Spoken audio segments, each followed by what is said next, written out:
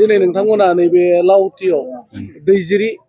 Picnic spot बेखौ बेखेवबाय मा फोरमायगोन बे बुब्लियाव? आदसा बे समाव जोंनि बे लावथि दैजिरि पिकनिक स्पटखौ जे दिनै अपेनिं खालामफैबाय बे अपेनिं खालामनायावहाय जोंनिनो दानि बिटिसिनि जितु EM फरेस्ट डिपार्टमेन्टनि EM आरो बेजों लोगोसे 13 नं समस्तिनि सुकुर सिं सार MCLA बिथाङाबो फैनानै जितु दिनै सानै जितु EM आरो MCLA बिसोर फैनानै दिनै जोंनि बे लावथि दैजिरि पिकनिक स्पटखौ अपेनिं खालामफैबाय जे आरो बेजों लोगोसे जितु बे ओनसोलनि जितु साफ्रोम रायजो राजा आरो बोसोर गोदानखौ मोजां मोनग्रा बिथांमोना दिनै नैबे जोंनि लावथि दैजिरि पिकनिक स्पटआव फैनानै गोसोबायदि पिकनिक जाफैनो हागोन आरो बेजों लोगोसे प्लास जोंहा मेलाबो दं बेहायबो जितु मेलाखौ जितु मोना समाव नायफैनो हागोन बेबायदिनो जोंहा गोबां माखासे सुबिदा खालामनानै जितु जोंनि नैबे लावथि दैजिरि पिकनिक स्पटखौ जोङो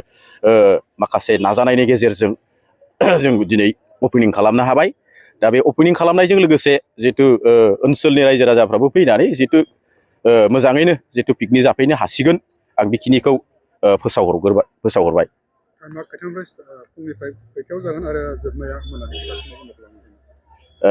पिकनिक जाफैनाय जितु टाइम बे टाइमा फुंनि जितु हमनानै ला 7टासोनिफ्राय फैनानै बेलासिनि जितु 4टा बे 4टासिमाव माने जोङो बे पिकनिक स्पट जायगानिफ्राय जितु पिकनिक जाफैनायखौ जोङो माबानाय जागोन आरोखि आउट खालामनाय जागोन। पिकनिक जाफैनायनि फेसिलिटियाथ' जिहेतु जोंनि नैबे लावथि दैजिरि पिकनिक स्पटआव माखासे जायगा दं हिसाबैब्लाबो जिहेतु जोंहा माखासे बिफां लाइफां एसे खम जानानै थादों। सिगाङाव दंमोन बिराद माने बैग्रि बिफां दंमोन साइज गोनां माखासे पिकनिक जानो हायोमोन बे समावहाय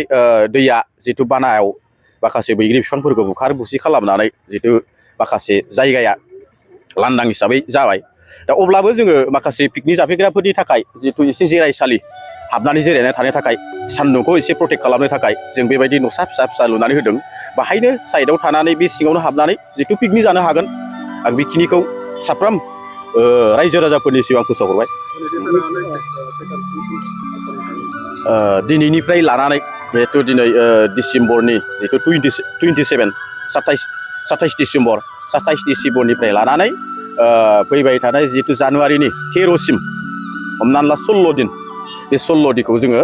पिकनिक स्पटखौ मोजाङै मोजां सालायलांगोन बा बिसिमखौ गोसोबायदि पिकनिक जाफैनो हागोन। जितु पिकनिक स्पटआ मेन्टेनेन्सनि खोथा थायो नोंथांमोना कमिटि हिसाबै बे पिकनिक जाफैग्राफोरनि थाखाय फिसखौ माबायदि लानाय जादों? दा पिकनिक जाफैग्राफोरनि थाखाय जों फिसखौ लानो नागिरदों जे बास जितु मटर गिदिर बासखौ जोङो 300 थाखा लागोन बेनिफ्राय जितु गारि फिसा कार बेफोरखौ जोङो 200 थाखा लानाय जागोन ओमफ्राय बाइकखौ जोङो 100 थाखा लानो नागिरदों आरोखि बेबायदि फिस हिसाबै जों लानाय जागोन बिनिफ्राय बाखि जेबो फिस लानाय जानाय नङा। आदसा लकेसन हिसाबै हमनानै ला ओरै क'क्राझार गसाइ खावथिंनिफ्राय फैयोब्ला कारिगावजों हाबनानै ओरै सिदा फैब्लानो जितु पाका लामा दंखायो बेजों फैब्लानो नैबे जोंनि लावथि दैजिरि पिकनिक स्पटखौ मोनफैगोन आरो ओरै सानजा साइडजों हमनानै ला चिरांजों जुदि फैयोब्ला ओरै गुरुबासा जानानै फैनानै ओरै ससे फैयोब्ला मोनसे नांदरबारि होननाय जायगा मोनफैगोन बे नांदरबारिजों ससे हाबबानो नैबे लावथि दैजिरि पिकनिक स्पट जायगाखौ मोनगोन।